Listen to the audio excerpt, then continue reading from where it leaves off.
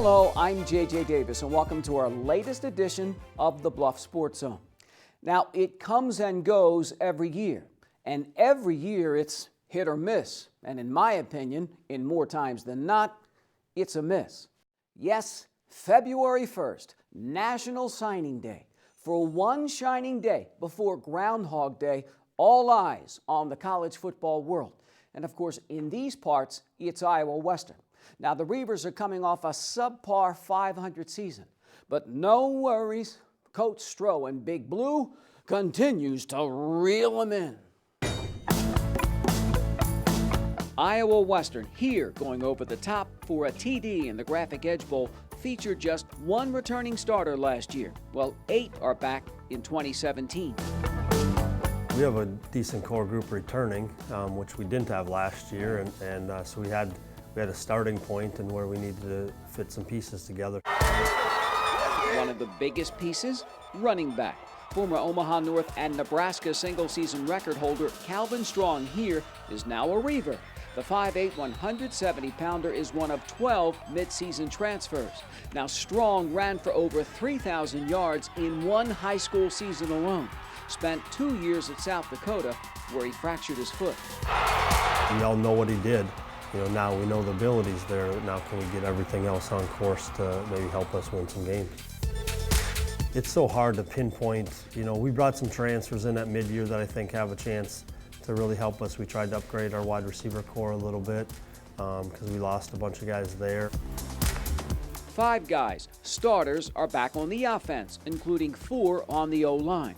Just 3 players are back on defense. Now, Iowa Western must replace the entire D-line. So, enter this guy, 6'5", 240-pounder Malcolm Lee, number 98, and all-state D-end from nearby state champ Bellevue West.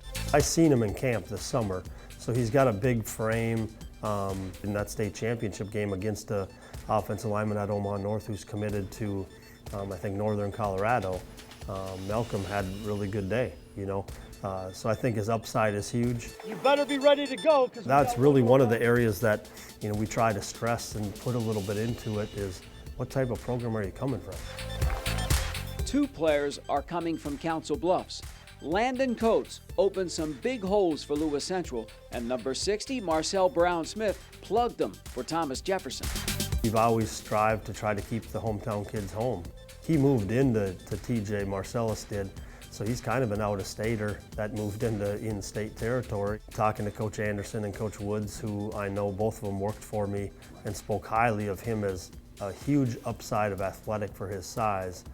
And then a guy like Landon's just your typical blue-collared, tough, hard-nosed Midwest kid that I don't care who he's going up against, he's going to fight, and you win with guys like that.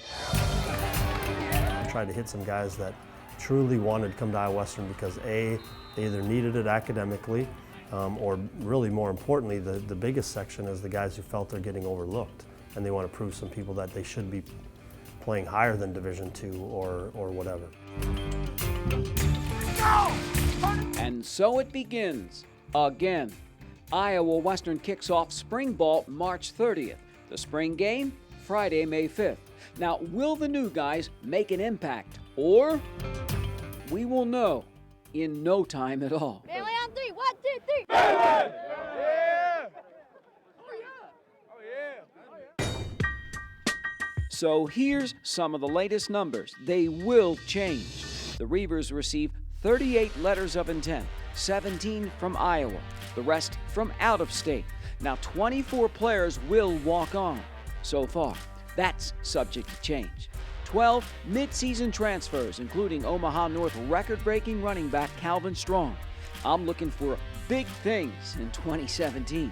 Now, Iowa Western should move into a brand spanking new building. New players, some new coaches, another new beginning. The Reavers looking forward to get back to the top of the JUCO League.